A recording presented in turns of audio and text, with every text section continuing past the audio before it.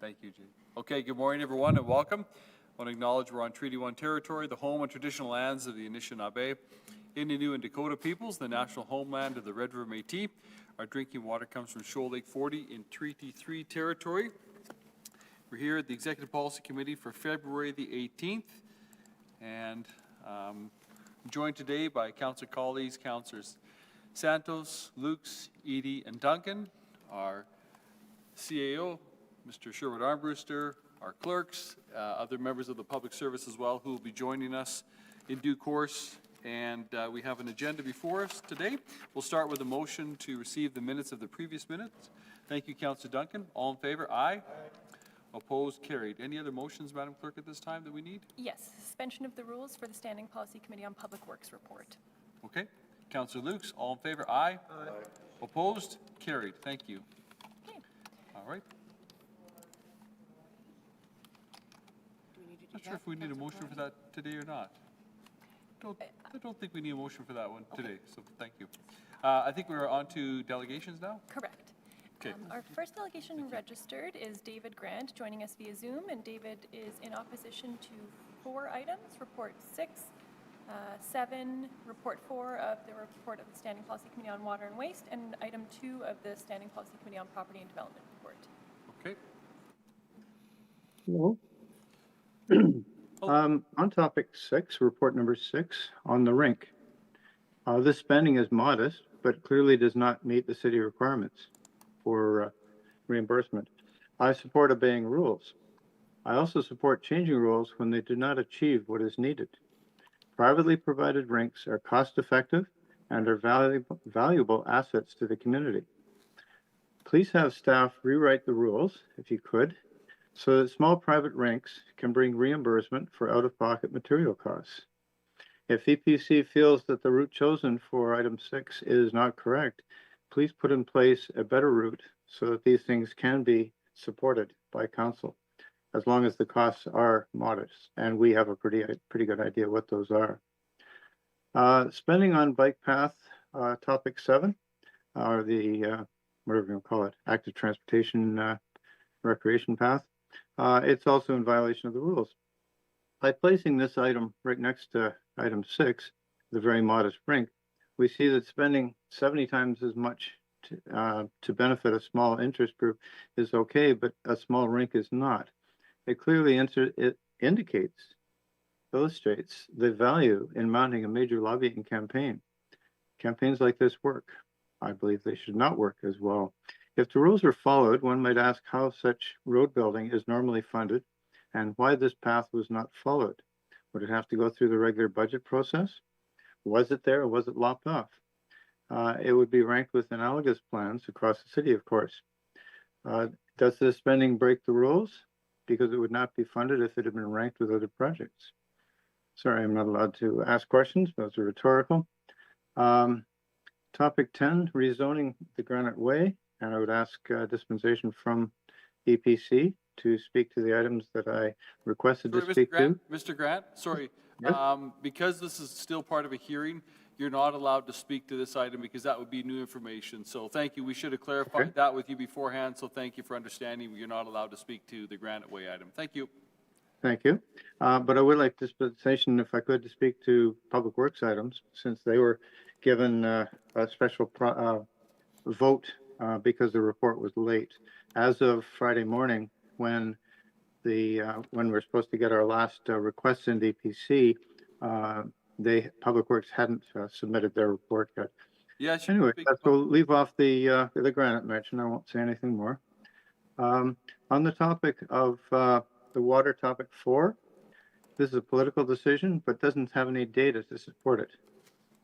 I am pretty sure you would not authorize spending $200,000 on a car based only on some nice words. You'd need specifications. Things needed for topic 4. Using electricity to heat and cool a large public building can never be net zero for energy. Advanced tech can reduce the amount of electricity consumed, but never to zero. So we shouldn't really be using terms like net zero when they don't apply. And I would suggest there's never a situation that they apply to. There are absolute laws of entropy and enthalpy that we learned in school. To ignore them is to mislead. Part 2, if this project will install a higher efficiency chiller and a few other improvements, then why is there no data here on how previous installations like this are working now? Does the lack of data say that they do not work? Item 3 on this one. It is highly imprudent to spend money entirely based on, I guess buzzwords is probably the best word I can think of. We know that you generally take your fiduciary responsibilities very seriously. None of you willingly would tolerate wasting money. Please do not abandon your fiduciary responsibilities by approving this until the data is laid out in front of you and us. On property topic 2, once again, land sales and procurement type rules are being broken under the blanket excuse that vacancy rates are low. Your department knows what it wants. At the SPC, staff were asked about RFPs for construction projects. What about auctions for selling things? Does no one here see that assembling and selling a $500,000 property, but ignoring all the rules and invites wrongdoing? You should never put staff in such positions. A set of deliverables should be published and the land should be sold in an open auction. I think that's the normal process for the city doing this kind of stuff. Report 1, the 2020, this is again something that I did apply to speak to and somehow got lost. I would ask dispensation to spend 1 minute of your time talking about it. Go ahead. Okay, thank you. In the 2023 motion, I think I've mentioned this before, was a noble effort, but it misses the boat. It lists only the homes to be added to the supply. And it fails to list the number of deeply affordable units that are no longer occupied and the reason for the loss. And I did see a report from staff a few months ago that actually listed that, but this one doesn't. The wide array of residential plans approved fails to note the number of residential units for which permits have been applied, but they're just waiting for red tape.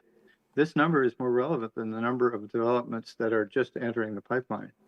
What you call a housing crisis is actually an oversupply of residents.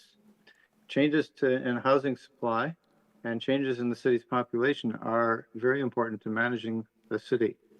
If this agenda item is to help you manage the problem, and it is a big problem, then you need to have a complete dashboard. I suggest that complete dashboard would include the number of units lost, the number of units waiting for more than a month for approval, and the number of residents. And I would hope that somebody would be able to supply you with that stuff. And maybe we should have a 2025 motion like the 23 motion, but with adding that dashboard stuff to it. And anyway, I'll probably leave it to that. And thank you for the dispensation. Okay. Any questions? Thank you very much. Appreciate your time today, Mr. Gramp. Thank you. Okay.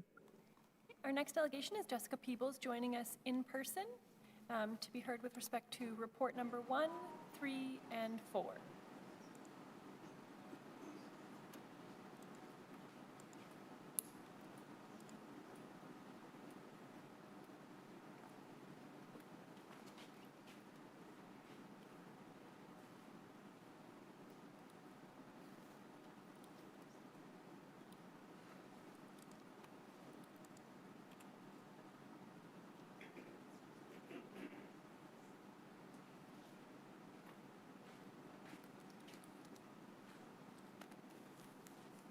Hi. Good morning. Good morning.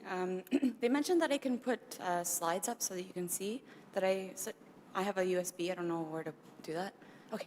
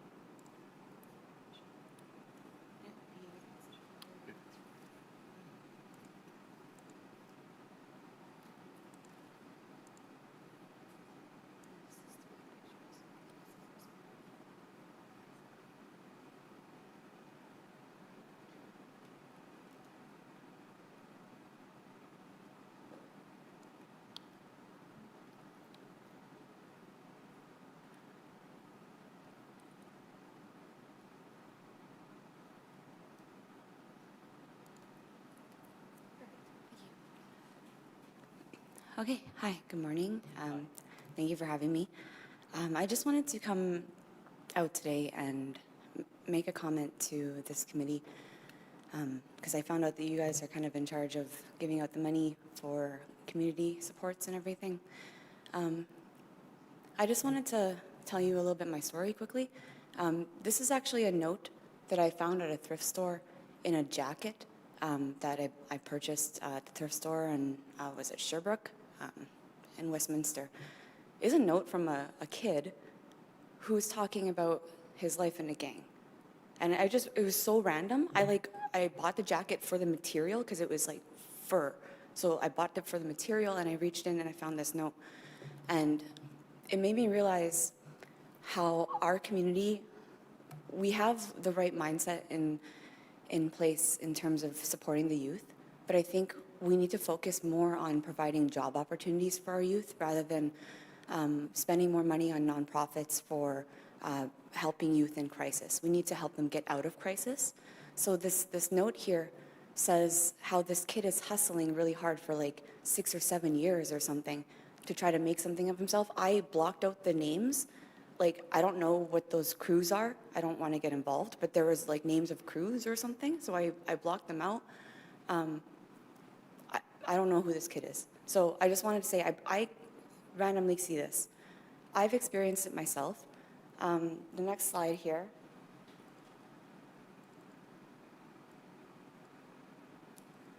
Like, I've already submitted it. It's a long suggestion. This is basically an introduction of me in 2019 to the province and to the community and what my private company was in the past. I actually went to the Indigenous communities in the past with so many ideas on how to pull our people out of poverty. And what happened Jessica, was Can I just ask, so which of the items are you speaking? it's please do not, like, I'm speaking on, please do not give these organizations that harmed me money. Please. I went to the community for this a long time ago. I was sterilized in 2017. I found that out, and I've tried to fight the provincial healthcare system for a long time. Did you know that doctors aren't criminalized? They can forcefully sterilize. I have been sterilized. I have no way to fight for this. I went to the community and told them. What the Indigenous activists found out was like, wow, your story, you're going to get all the money. So I was silenced by the community. So Jessica, I'm telling you right now that my life is danger if you guys keep giving the community money for in crisis, that they're causing the problems. okay, so this is related to, today the agenda is related to specifically to housing and to some, we'll get an update, we don't have it yet, but today I think you're speaking to item number 1, and it's an update on supportive housing, and so we don't have that update yet. This was my plan for supportive housing a long time ago. Okay. The community never backed me. And then I'm seeing community members come in. The people that I went to with my business plan in the past, they're coming in and submitting my portions of my ideas, but they split it up into a whole bunch of organizations. That's not fair. So I am now in poverty, living in poverty for the rest of my life. I have medical issues that I will never ever get resolved because I tried to go to the medical system and they altered my medical records to say that I was mentally ill, and that's where that smear campaign came from, because they found out that I was sterilized. And you don't believe me, you just keep looking at me and shaking your head, but one day it will come out. I'm just listening, Jessica.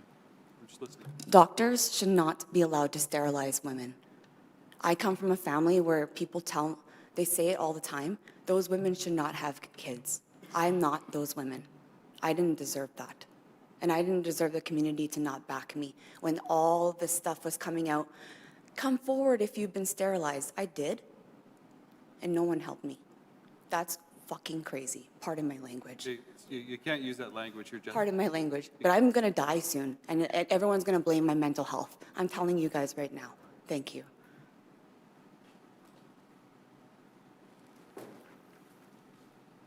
Stop giving money to them, please. Can you eject this? Please stop giving money to the community. Ask them where the money is going. Make them show proof as to where all the money is going, please. Supportive housing needs to happen because there are people being trafficked in the private housing market. You don't believe me? It will come out. Thank you. Thank you. And if I die anytime soon, no one listened to me and I tried.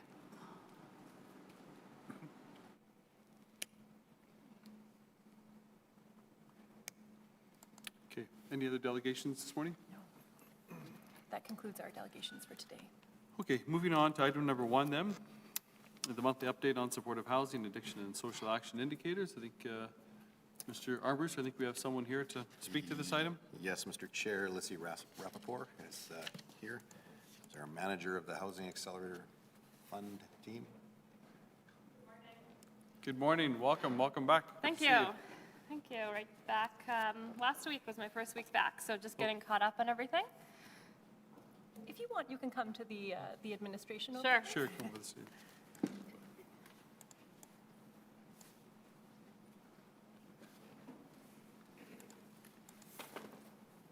Good morning. Good morning, welcome. Thanks. So I'll just give a brief update on the report number 1. I would say essentially the same report that was given in January with updated numbers. So page 1 summarizes all the housing units that the city has been involved in approving through development applications, development permits, and building permits. And this was in response to, Mr. Mayor, your challenge to 8,000 units last year, which we've greatly exceeded. So we're continuing to track that. And then on page 2, which is table 2, is building permits. So this is just broken down into the different definitions per our Housing Accelerator Fund agreement. So we're tracking units from December 5th, 2023 to today. And actually there is a typo in the table title. It does still say January 4th, 2025. It should say February 4th, 2025. So tracking units in single detached, missing middle, multifamily other, and then in the last couple months, we've also been tracking proximity to transit, which is on the far right column. So this will be per our agreement, and we'll continue to be tracking it. So we're well on track in our report to CMHC at the end of December last year, so a couple months ago. We greatly surpassed our 2024 targets. I'm trying to keep track of what year it is. And we're well on track for our 14101 agreement for the 3 to 4 years of the HAF program. So this is just a summary of that report. Okay, great, thank you. So I guess one of the questions, we're hearing, I would ask is we're hearing that because of all the approvals last year, and again, the approvals were development applications, development permits, building permits, we would expect then, all things being equal from our standpoint, the 2025 will be a busy construction year? Yes, that's our expectation as well, which is exciting. And I think we're, in February is about the time we'll probably see those building permits start to come in, preparing for the spring construction season. So we expect that building permit number to really jump probably within the next 1 to 4 months would be my guess, as those are coming in. Development applications and development permits are still certainly on track, and we'll see those come in steadily. Including many of the projects we approved in round 1 of the grant program, so that would have been last summer. Some of them still need their development permits approved, so those are still coming in. And hopefully within the next maybe month or so, we'll be able to give more of an update on where some of those projects are at with hitting the September target for building permits. So that would have given them 12 months from approval to building permit. I know Councillor Duncan is watching this as chair of the committee, and I know this isn't your shop specifically, but I guess, the building permit is one component, very key aspect to part in the process, but I guess what is being done within the department, or dialogue within the departments to ensure that, there's a speedy delivery of inspections and follow-up so that every step in the process is getting the same kind of solid treatment that we're seeing at the front end of a development. Well, I can speak to the Housing Accelerator Fund initiatives and then maybe a bit more broadly to the department.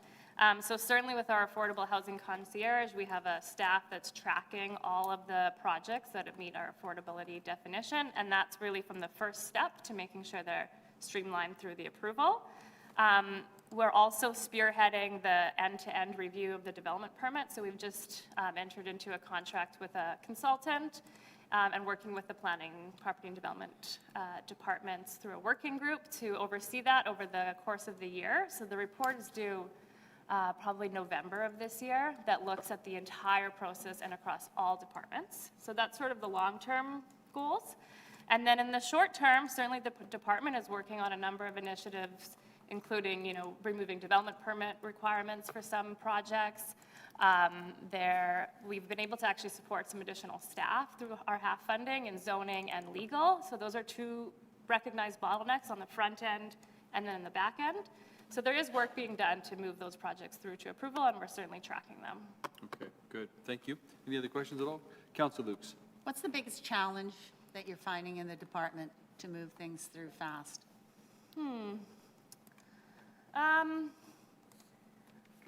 I think the most complex processes are certainly the biggest challenge, or take the longest amount of time. So that's, I would say, on the back end. When, after council approval, before there's an executed legal agreement, there's a number of factors that a developer needs to comply with. So they need to, register with land titles, they need to work with Manitoba Hydro and MTS, Bell, et cetera, to get all the services registered. Those pieces, that work typically takes about 12 to 18 months. And that's, part on us as a city, but certainly the majority of it is on the developer to negotiate that, and external partners as well, like Hydro and MTS. I would say that is a big chunk of time that could be streamlined, but it is the most complex. So that's one piece, and then I think the other piece, as I mentioned, is on the front end with zoning, just to make sure they have all the information on an application that's submitted at the time for either development permit or building permit, to make sure that the staff can review it appropriately. So I've had inquiries, and maybe I've been meaning to send this to Madam Director Hazel Boris, but I'll ask if you can send it. I've had inquiries on what the consultant will be doing. So could you send me the RFP, and if you want to put a description on it from your perspective, what the consultant will be doing? Yep. And does that report become public? Thank Yeah. you. If you Yeah, it'll be presented to council, and we're actually planning a bit of a news release probably in the next few weeks. We just awarded the contract, I think it was 3 weeks ago or so, and it's all on Merck's, but I'll send it to you directly. Sure. I'd appreciate that. Thank you. Great, thank you. Any other questions? Okay. Thank you very much for this report. Thank you. Okay, Councilor Santos, you want to move that report, please? Sure, I'll be happy to move. Okay, so moved. All in favor? Aye. Aye. Opposed? Carried. Thank you. Number 2, Open Government Annual Review. Is there another extension? Mr. Yes, CEO? Mr. Chair, we have our CFO, Tracy Graham. Oh, sorry, no, the next item is we're requesting a layover. Okay. Extension time.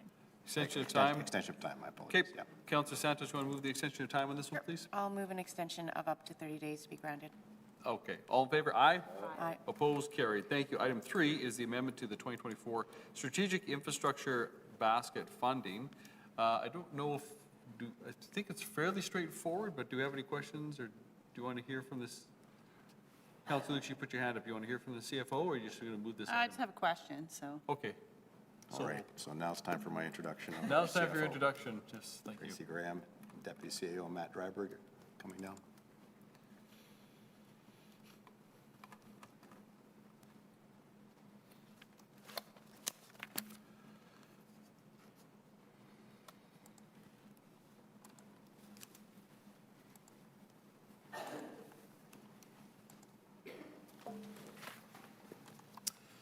Thank you. Welcome to both of you. And perhaps we'll just turn it to Councilor Lukes for the question at this point. Sure. Okay, so just to clarify for people that maybe are clear or aren't clear, the City of Winnipeg gets basket funding each year. You want to just describe what basket funding is? Sure. The province has allocated a total dollar amount for capital funding, and historically does that. It's about $93 million. We propose projects that kind of fit under the general criteria of that basket funding for their review and consideration, and we receive feedback from them on what is ultimately approved as part of that basket before we enter into agreements with them. So you kind of work out what projects are going to be on the go, then you make the agreement, and that's that. Okay, so So this $30 million that was announced Yes. for the new pick, I believe, which got lots of attention, right? I'm just pulling it up here. 30 million for the mega project to upgrade Winnipeg's North End sewage treatment plant. So was that additional funding, or was that taken out of the basket? It was part of the basket funding. So part of the challenge is we have a multi-year budget, and we budget out 6 years. So we put our proposal out for every year for 6 years. The province approves the allocation on an annual basis. So that was how how their 2024 letter showed that the $30 million in new pick funding was part of the 2024 basket. Right. Do they pick a lot of projects? Like, I thought basket funding was, here's your money, do what you want with it, city. But tell me a little more on this. It could be, that has in the past been part of the model. The current model is they would like to review and have some input onto what projects are part of the basket. So it's just it's become apparent in the last few years as part of the funding model. So do they come, once the agreement's signed, do they come later on, or is it all agreed upon initially? So what's in our budget is what council has recommended. We received the letter for 2024 at the end of November of 2024, which included the $30 million for new pick as part of the basket. And then we enter into agreements. I believe they have to go to Treasury Board to seek approval for the allocations. I think, if I can add to this, so during my time as finance chair and just a couple of years now as mayor, what we consistently do as a city, and first of all, I want to thank the province of Manitoba for the $30 million to Newpick. Without a doubt, Newpick is our priority. I want to thank the province and this government for making Newpick a priority. But back to what we've done consistently is, every year, we as a city provide to the province of Manitoba, first of all, discussion, and then we provide them with our budget. So the province knows well in advance what we are notionally allocating the strategic infrastructure basket toward. And I think it'd be fair to say, it'd be undeniable that the previous provincial government, the current provincial government, though there is basket funding and there's this idea that you as a city can kind of allocate as you wish, at the end of the day, they have to sign off and approve the allocation. So it doesn't matter which party's in power, this has been consistent. I'll just speak from my experience. And so ultimately, at the end of the day, the province does make a determination on the allocation of the strategic infrastructure basket, either saying, yes, we agree with what you gave us, city, in your budget proposal, or we want to redirect some of these funds, and that has been the case here.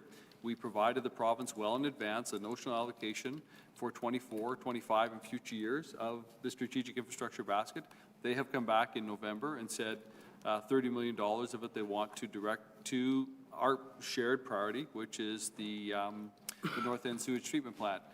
What that means, of course, though, is there are projects that we had determined we would fund notionally in future years with the strategic infrastructure basket that we're going to have to make some decisions on. And I think one of them certainly we're making decisions on, and one of them is the archives building and the transit garage. Both projects are going to go ahead. We support those. Those are very important projects. And so I guess, I would ask, our CFO then just to reiterate, those projects then will be debt financed That's correct. instead of using the strategic infrastructure basket. So all that to say, we always tell the province, this is where we notionally want to allocate your funds. Usually it's several months later. They say, well, this is what we want them to be used for. So that's just the reality of the way things have worked and continue to work. I don't know if you want to add anything, again, CFO. Yeah, I mean, I guess part of the issue is that we budget on a calendar year, and the projects, the province budgets on a fiscal year, right, which is March to April. So there's a bit of issues with that, and them getting to Treasury Board. But yeah, I mean, typically what we do is, as council approves the suite of projects that we would like to see funded out of this, and then we send that over to the province, and then there's inevitably some back and forth between the province and the city, and I guess it's a discussion, right? I mean, we'll pick some things that we like. The province has priorities that it wants, and then there's, as the mayor indicated, shared priorities like the North End treatment. So that's kind of historically how this funding has been divided up. Yeah, and out of about 30 projects, they've on the whole approved our allocation. And on about 30 projects, they've approved, only 3 projects are really impacted as part of their consideration and reallocations. So on the whole, they have agreed with our allocations, and roughly about a third of the basket amount. Municipality in this concept of basket funding?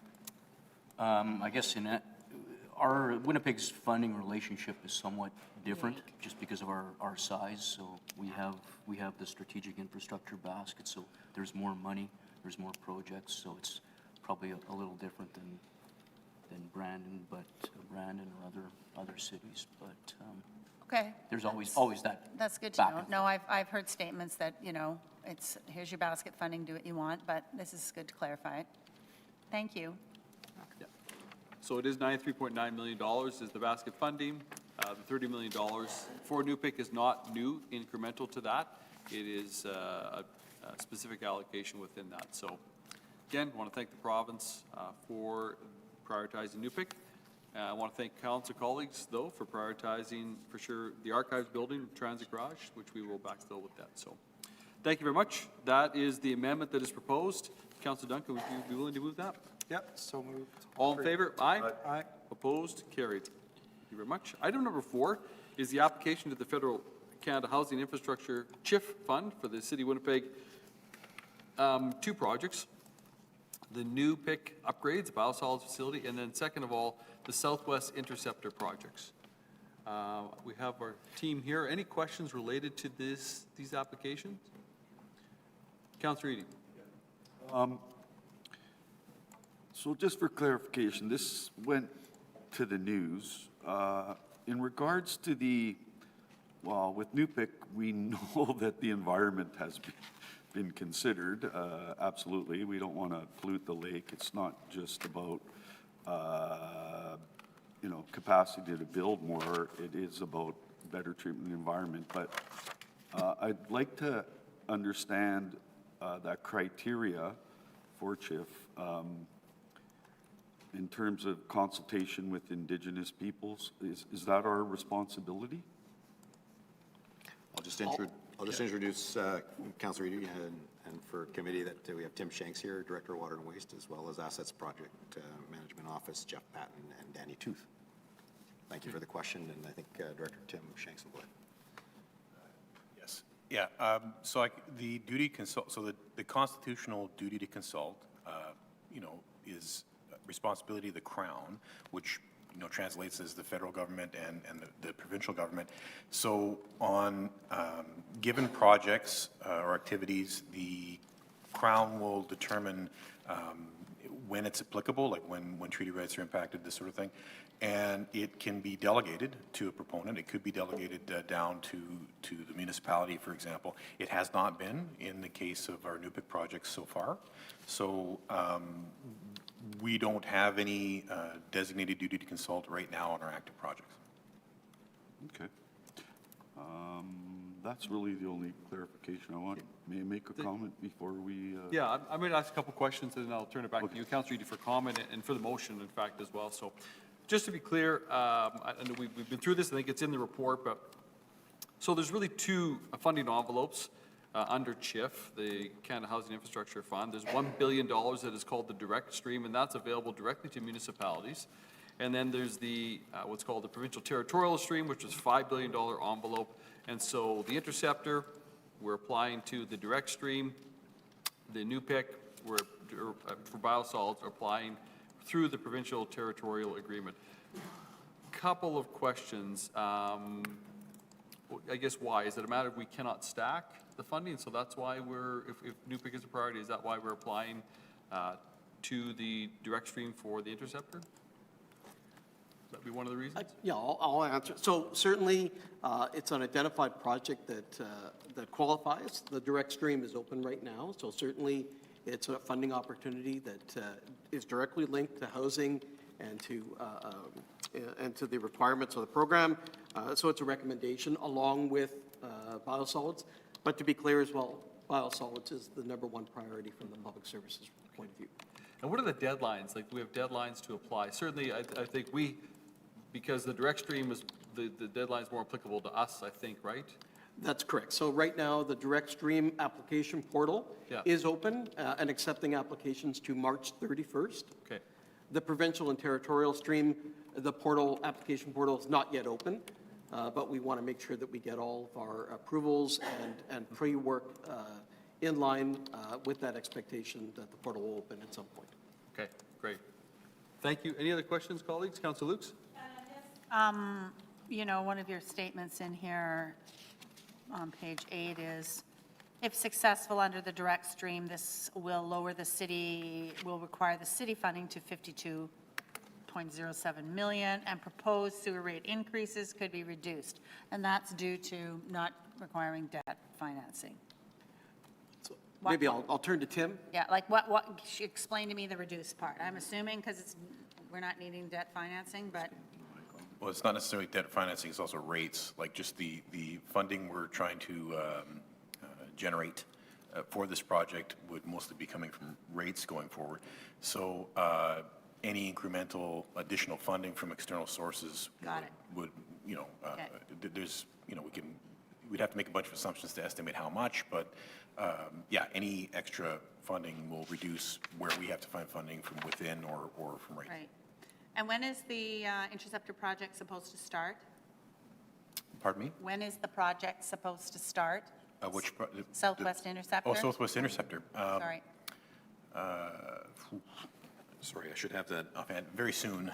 I want to say that I think we're starting design. Design is underway. Design is underway. Yep. Yeah, and when we talk about rate impact sorry, so I was speaking to biosolids. The Southwest Interceptor before for funding, I think a lot of the funding was designated as retained earnings. So that would, it's not debt financing, it's retained earnings. We forecast the rate model and see what cash flows we need in a given year. And so if we can use the retained earnings for other things, it will ultimately help with what we have to raise by rates. Got it. Okay, good. Thank you. Councilor, do you want to make a comment? Yeah, I just wanted to just close by making a comment. That was a very good question, Councillor Lukes, in regards to the Southwest Interceptor. And just for public's perspective here, an interceptor, a sewer interceptor, is part of the whole city system. When you start developing a neighborhood, the developers are the ones who are paying to install the sewers and bring the electricity and all that stuff to the properties. The interceptor collects the sewage coming from these neighborhoods where it's established. So what happens, because the interceptor is part of the overall system, it is the water bill payers who pay for the interceptor, and this is where the savings comes in. If the feds provide us with some extra money, that means we reduce the amount we need from the water bill payers for this interceptor to go in to build new housing, which is what we really need. So, and just to conclude on the NUPIC, wherever we can get money, but I just want to remind people again, this isn't just about building more houses. This is about protecting the lake, protecting our waters from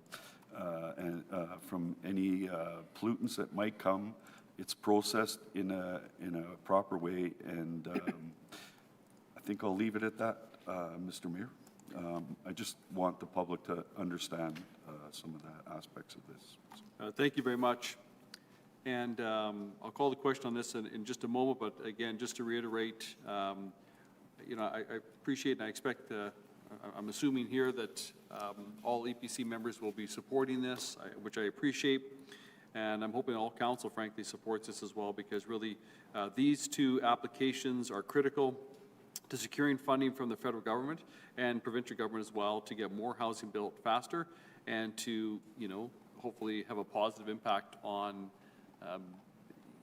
finding ways to reduce whatever the proposed sewer rates are going to be coming in the future as well. So With that, I will call the question on this item. All in favor? Aye. Opposed? Carried. Thank you. Thank you very much. Appreciate that. Item number 5 is the Municipal Canada Community Building Fund Agreement. This is the former gas tax money. Every 10 years, the agreement is renewed, and that is what is before us here. Any questions at all while we have our team here still? Councillor Lukes? So, this is great, the gas tax funding, we love it because it's a very flexible funding that we receive. So with the increase in funding, just help me out in the report here on where it goes, or where you're projecting it to go. So as part of the 2025 budget process, we have a fully allocated, proposed allocation of the gas tax funding up to the amount, because we received the letter and our notional allocations in the fall in time for the budget process. Okay. So it's already incorporated as part of the 2025 budget that you've already previously approved. Okay, I wasn't sure. So then, when they project future allocations, that's pretty set in stone, the future allocations? Yes, so every 5 years, they use a new census number for the population allocation. Got it. But then to that, they apply a 2% inflationary amount within that 5 years. So for 5 years at a time, the amount is pretty known. And then, of course, we allocate every penny of it out. Every penny. Okay, all right, okay. I have no more questions. I can move the report. Oh, Hey. Councillor Eady's got a question. Councillor Eady? Ask one question. Sure. When we fund projects under this stream of funds, do we have to get approval from the feds to go ahead? No, not really. This is incredibly flexible funding, as long as we stay within the very expansive list of types of projects that they would consider. We are pretty okay to allocate, and even though our agreement is with the province, they don't really have that same back and forth interaction as they do with the SIB funding. So because it's federal funding, it's less of a conversation. And if I may, I think usually the provincial government passes these monies through pretty quickly, right? There's usually. Yes, we get 2 payments a year. Yeah, so I do want to acknowledge, it's just federal and provincial governments for these funding. Feds fund it, it passes through each provincial government fairly quickly, and that's appreciated, so. This is amongst the most flexible funding It that we is. get from senior levels of government. Yeah, absolutely, so, great. Okay, I'll move the report. I'm just, as you too, I just wanted, not to put cautions on, but there has been talk by federal leaders on both parties to put conditions on this funding. So just so we know, there's the warning. There's really virtually no conditions, as our Deputy CEO has said at this time. Usually we're pretty flexible. We can allocate as we wish. Senior, the leaders at, certainly provincial or federal parties have indicated they've toyed with the idea of putting significant conditions on this funding in the future. We continue to push back hard against that so that we still have the flexibility. So, but just a bit of a warning today. So, all in favor? Aye. Opposed? Carried. Thank you. Thank you very much to both of you. Items 6, 7, 8, and 9. I think we can take those all to. No? Sorry, 6. Sorry. 9 needs its own. Yep. Okay, 6, 7, and 8 then, Councillor? Yeah, I'll Duncan? move I'd the, like to speak to report 7 just briefly. Okay, Okay, how I'd about like- 6 and 8? yeah, I'd like to move committee recommendation 6, 7, 8. However, Councillor Eady pulls 7 there. I'll call the question on 6 and 8. All in favor? Aye. Aye. Aye. Opposed? Carried. Item number 7 is Land Dedication Reserve, City of Winnipeg Public Works Department, Transportation Division, North Winnipeg Parkway Improvements. Councillor Eady. Yeah, I just wanted to mention, I was working with, we're trying to, as mayor, as we took that ride, we're trying to complete the North Winnipeg Parkway Active Transportation Trails. And working with the department, we decided that the Land Dedication Reserve money would be good to purchase a piece of property we need to complete, to continue towards completing the active transportation trail. So just wanted people to understand that There's a number of things we have to do to complete it. It's still going to take a few more years. And anyway, it's well-spent money, Mr. Mayor.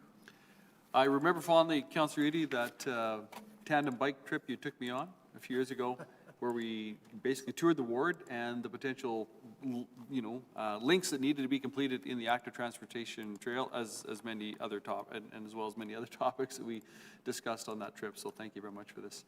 With that, I'll call the question. All in favor? Aye. Aye. Opposed? Carried.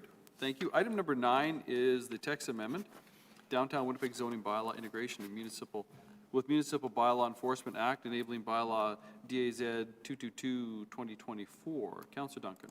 Yeah, I would like to, seeing as there was no recommendation put forward, I would like to revert to the public service recommendation on this matter.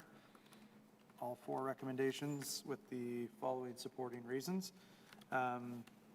So this will allow the City of Winnipeg to issue penalties and fines, and in so keeping less serious municipal offenses out of the court system. It will also allow for, this amendment will allow for all of the noted items here to come in line with the rest of the city, which I think is pertinent moving forward. Whatever reasons it was overlooked initially back in, I believe it was 2015 and 2017 again when it was brought forward. So bring it in line, but more so to allow the public service to issue those penalties and fines and the less serious matters out of the courts. Okay, thank you. All those in favor? Aye. Aye. Opposed? Carried. Thank you. Item number 10 is a subdivision rezoning 22 Granite Way, DAZ 46-2024. Thank you. As we begin, I just want to reiterate that this before us is a subdivision rezoning, is what is before us today. So, Madam Clerk, as far as process and what we is permitted, can we ask questions of the administration at this point? Okay, maybe we could have administration, don't know who's available. Mr. John Kiernan. Yes, Mr. Chair, John Kieran is making his way down. I thought we'll just make Mr. Kiernan available in case members of the committee have any questions that they would like to ask at this time.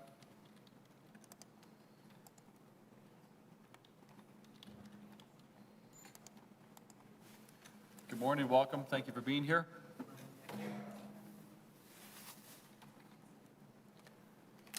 Okay, any questions at all for Mr. Kiernan? Okay, Councillor Lukes. Okay, so I didn't listen to the whole thing, but I actually did listen to significant parts of the committee meeting. So I am supportive of the subdivision and rezoning. I'm going to vote today to support that. I think that this is an incredibly great concept to subdivide and to rezone that property to put on affordable housing. I'm a little challenged, but if this isn't the time to talk about it, but we will talk about it. I am challenged with the ability, or with the process, or I have been getting clarity from Mr. Dryberg on determining who or how the land will be ultimately sold or given or whatever to a proponent. So we'll continue to pursue that. But today, I just want to put out there that I am very, very supportive of the subdivision and rezoning to see housing go in the downtown in this location. I'm hoping, optimistic, that the parties can, when it comes time to working out funding support for the Granite and parking and all of that, I'm going to be very optimistic on that because it's a big barren wasteland of concrete down there, so I'm sure we can figure out something. But today, for the record, I am supporting the subdivision and rezoning.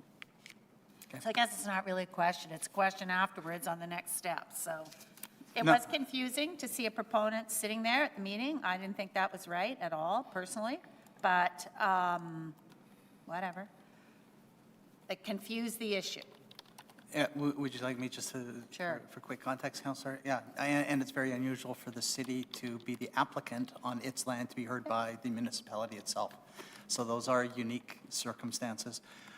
The proponent, the applicant which is, was city. the acting half manager in the city, in essence, wanted to show what does actually fit on the site. So council wasn't sort of punching in the dark that we wanted to be, that there was any mystery about carrying capacity of the site. And it is a unique proponent. Agree with you that it probably could have been someone in There's a support. lot of unique proponents out there. There's a lot Yes. of them out there. Yeah. Not just one, there's a lot of them. Agreed. And the process under which projects were selected in the first round, there were 60 people who applied to, for funding, the Housing Accelerated Fund. There's been a whole process sort of behind the scenes to identify available proponents. So I take your point for consideration as we move forward. Because I work with a lot in the development community. Some people weren't contacted, some were. But that's not for today. We're here to do subdivision and rezoning. No, thank you. And thank you for the support. Thank you. I'll just maybe make a couple comments and ask a question. As per the report, I just highlight this again, is that, you know, what this is, again, it's a subdivision rezoning, and Lot 1 would retain the existing zoning. It would continue to operate as a Granite Curling Club, and I just, you know, want to say there will be curling at the Granite Curling Club for years to come, I believe. Despite what some are concerned about or claim, this project in really no way threatens that outcome. And the intention, I believe, of the city, certainly my intention, is that curling continue to thrive on that location and at the Granite Curling Club, excuse me. With the subdivision, though, the Lot 2, the western surface lot, the idea, just to reiterate again, is to facilitate the development of affordable housing on that lot, which aligns very much with the goals of the Housing Accelerator Fund. And really, this is what the Land Enhancement Office was set up to do. It was designed to identify surplus city land and approach those that can build on it and get it built so that we can have affordable housing in those locations. So I think this meets several of the key goals. One of the things I'd like to bring up is, and I invite you to speak to, is I think it was Councillor Santos at the time, at the standing committee during the hearing, brought up the motion that I thought was a great motion, is a way to try to solve the concerns related to parking. And I'll reread what that motion was, that prior to the issuance of the development permit, the public service be directed to work with the proponent and the Granite Curling Club to develop an adequate parking plan in order to support the operational sustainability of the club to the satisfaction of the Director of Public Works and the Director of Planning, Property and Development. I guess, I don't know if it's fair to ask you, but in your years of experience around here, you've seen things like that before, motions like that before, directions to the public service to kind of work with all parties to come up with a solution. I guess, I don't know if it's fair to ask, do you think that that's workable? I believe it is, and actually, at the conclusion of the delegations last Thursday, sorry, I did reach out to the club before they left the meeting and said we should keep the conversation going. I committed to getting back to them after this meeting today, simply to say, we want to ensure the long-term sustainability of the club. Yeah. It's really important. And so I think having a commitment to that benefits everyone. It's a city asset. There are opportunities to create a synergy moving forward to enhance the asset, have it there for the club's use, work with the club's board to be able to solve some of these. And I think what was mentioned a little earlier is parking is a challenge, and not at the same time with the potential participation of adjacent property owners, we may be able to address some of those concerns. Okay, all right. Any questions at all on this? Okay, Councillor Duncan, then Councillor Eady. Okay, so if it's the will of the committee here to go with the public service recommendation as it was put forward, would that then prevent the public service from potentially doing the work that was directed in the motion that failed by Councillor Santos, that the mayor just read out? No, I think we would intend to do it. I think this gives greater direction and some weight for the direction from the council, or from the committee rather. And I think in moving forward, to Councilor Luke's point, this is about the rezoning, but we also want to be cognizant, in a parallel lane is the long-term sustainability of the granite. So we're comfortable with moving forward, working together, and separating out the rezoning piece from a renewed lease for the granite for the next period of time. And that was the goal, well, myself, and I believe the support from Councillor Santos on there. Unfortunately, Councillor Wyatt and Schreier didn't work in any particular direction there and left us hanging here with no subdivision rezoning and no potential for development there. So I just want to make it clear that whatever the decision and the will of this committee is to move to council is that the Granite Curling Club is protected in the future so that we don't have an empty historic building sitting there potentially. And the board's a great partner actually has been preserving the asset, programming the asset. So I think that it's a healthy partnership. It's a little rocky at the moment, but I think we can sort that out. Councillor Eady? Well, just for clarification, so Councillor Santos's motion would have been a condition on the subdivision rezoning, is that correct? I would defer to the clerk on that. I don't think so, no, but I'll defer to. No, it's not a condition, it's just additional direction prior to the issuance of development permit. Okay, all right. Oh yeah, because the parking's for the granite, not the new subdivided property, right? Okay. Correct. My next question, I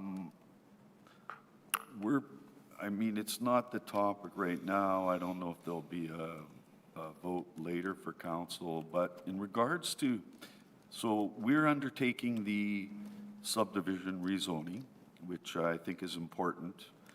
You know, we may be looking to sell the land to a proponent who will build rent geared to income housing on this new piece of property for housing.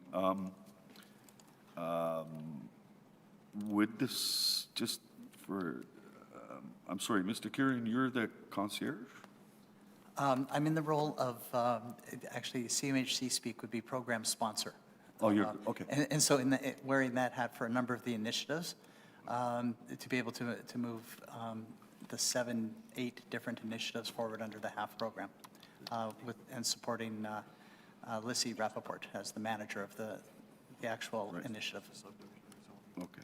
So we're getting this part out of the way so that that will expedite the housing program that the mayor wants us to.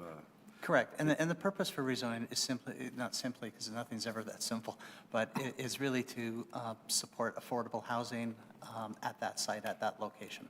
Yeah. That's the intent. And this, actually doing this work ahead of time, does that not add value to that piece of property? It does, it becomes an opportunity.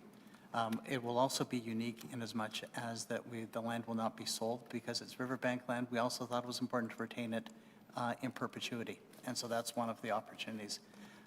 One of those conditions in leasing land at this site will be an extended level of affordability for the length of the lease, which we see as 75, 90, 99 years. None of that's been sorted out yet, so I'm cautious about oversharing on that. And so moving into the future, just to confirm, we have the Fairness Commissioner will do this. I support the subdivision rezoning. Whether we go with that lease in perpetuity or whatever it is, correct. That will be evaluated by the Fairness Commissioner?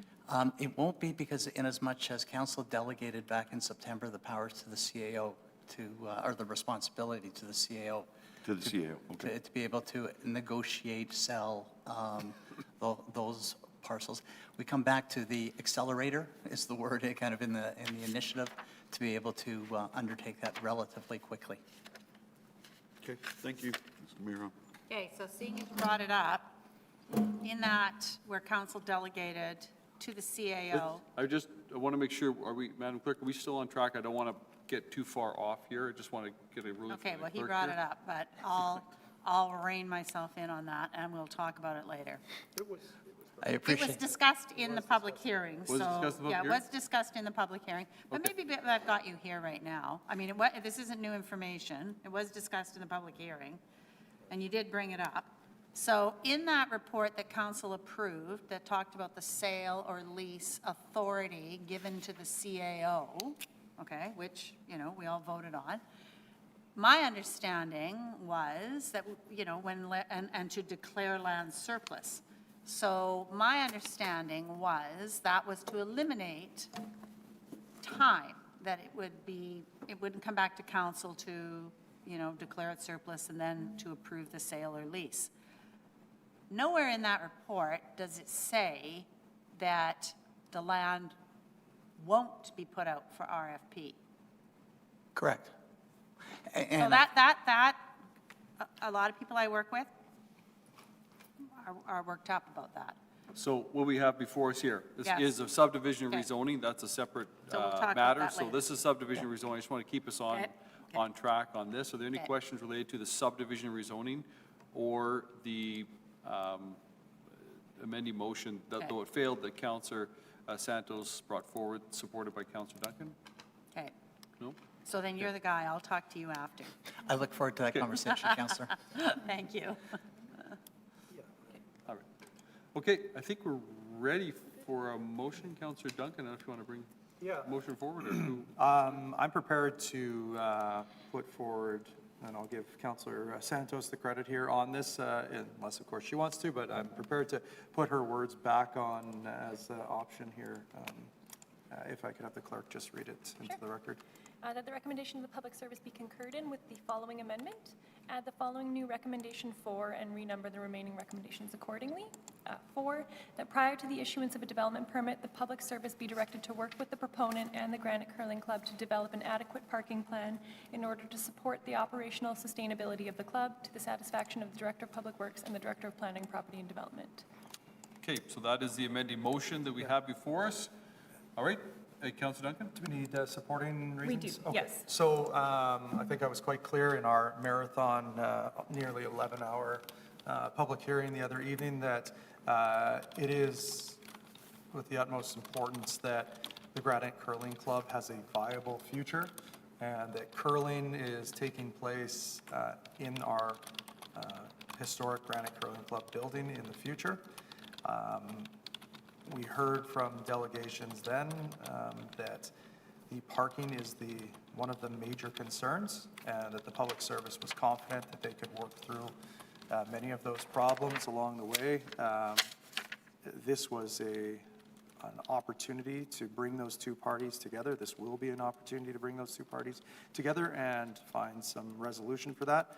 And in the the key point of it, that operational sustainability be maintained for the Granite Curling Club because the parking is such a large portion to their sustainability. Okay, thank you very much. I'll call the question on the matter then, now. All those in favor of the report as amended? Aye? Aye. Opposed? Carried. Thank you. Thank you very much, Mr. Kiernan. Appreciate that. Moving on to the Standing Policy Committee Water, Waste, and Environment dated February 3rd, 2025. There are 4 items. Councillor Eady. Yeah, Mr. Mayor, I'm going to move report items 1, 2, and 4, and we'll speak to report number 3 after. All in favor of items 1, 2, and 4? Aye. Aye. Opposed? Carried. Councillor Eady, item number 3, which is the delegations of authority for NUPIC upgrade capital projects. Yeah. Go ahead. I'm not going to ask at this point, our administration, head of water and waste, had explained what's going on with these reports. I don't think he needs to. I just wanted to speak to it just briefly. It is kind of complex the way NUPIC has moved along with now we're, one whole project, now we're 3 projects. We're moving through, the first project is, coming to fruition. We're moving on to the biosolids, project number 2, and the future has project number 3. We did have an audit and we are going to make improvements, so this report here specifically is giving delegated authority in order to, well, it's so complex, but we have what's called the owner's advocate, who was originally engaged for one project, now it's 3 projects, and moving money around, it's just simpler, and actually over the last number of years, we've had to bring this, so giving delegated authority, which is a recommendation under the audit, that's what this report is all about. There'll probably be some more adjustments as we are dealing with a publicly delivered progressive design model here, and that's pretty well it, Mr. Mayor. Okay. Thank you very much. Yes, this is the first of the audit recommendations here, and thank you for that clarifying, those clarifying comments, Councillor Eady. So all in favor, aye? Aye. Opposed? Carried. Thank you. Moving on then to the report of the Standing Policy Committee on Community Services dated February 5th, 2025. 2 items. Councillor Santos. Yep, I'd like to move consent agenda item for items 1 and 2 for the Standing Policy Committee on Community Services dated February 5th, 2025. All in favor, aye? Aye. Opposed? Carried. Thank you. Standing Policy Committee on Property and Development dated February 6th, 2025. There are 5 items on this agenda. Councillor Duncan. If it's the will of the committee, I'd like to move consent agenda items 1 through 5 as recommended by the Standing Policy Committee on Property and Development. All those in favor, aye? Aye. Opposed? Carried.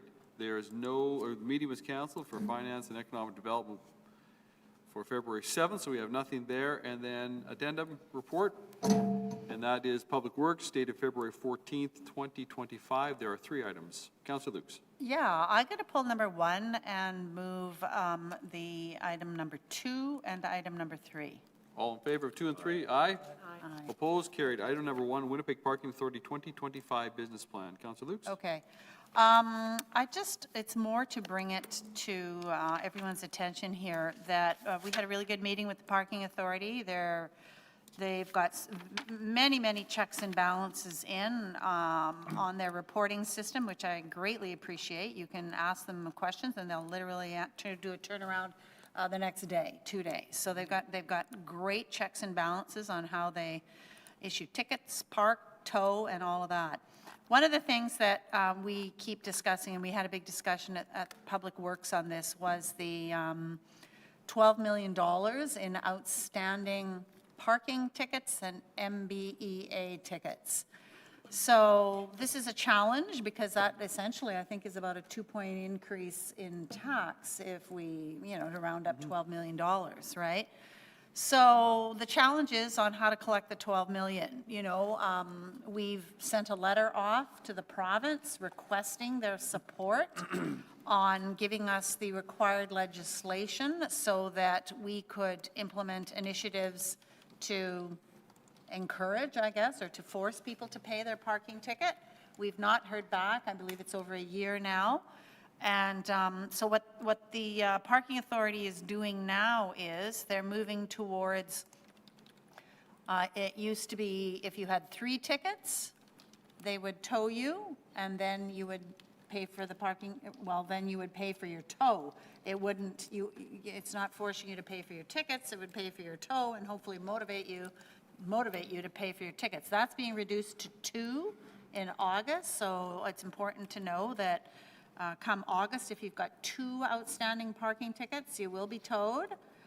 You will only have to pay for your towing fee, and hopefully it'll motivate you to pay for your 2 tickets. The other aspect that the Public Works Committee had a really good meeting last year with the Parking Authority, and at that meeting we asked the Parking Authority to investigate the legalities around credit ratings, how parking tickets could or maybe couldn't impact credit ratings. So the legal department did an investigation and did determine that we could send parking tickets off to the internal division of the I guess, what do you call it? Credit Bureau. I don't know, the Credit Bureau is, I'm not even sure, is that a provincial entity, the Credit Bureau, or it's an independent entity? Equifax and all those? Yeah. Yes. So if so now what's going to happen is, and I think this starts in a few weeks, we'll be doing a big information campaign on it, is that if you've got outstanding parking tickets, You will be given a notification. You'll have 30 days to pay your ticket. And then, if it's not paid, the information will be sent off to the credit bureau, which ultimately will have an impact on people's credit. I know that some individuals may feel this is harsh, but, I mean, we have laws for a reason. So, and we have parking laws, and we're sitting on $12 million of uncollected fines. So these are two new initiatives that we're going to be doing. Still hoping that the province will come forward. Like they do in the province, they can put a hold on a license or an insurance, a driver's license or insurance. We're hoping to have that, but not yet. So we'll be proceeding with these other two initiatives because, you know, we're in a challenging financial state at the city. And this is an initiative that I want to thank the Parking Authority for listening to us and working away on this. So I just wanted to bring that to your attention. That's great. Thank you very much. All those in favor of item number 1, aye? Aye. Opposed, carried. Okay, I think we now move in camera. So we need a motion to go in camera at this time. Motion to go in Councillor camera? Duncan, thank you. All in favor, aye? Okay, thank you. We'll just give ourselves a moment to adjust our system to go in camera.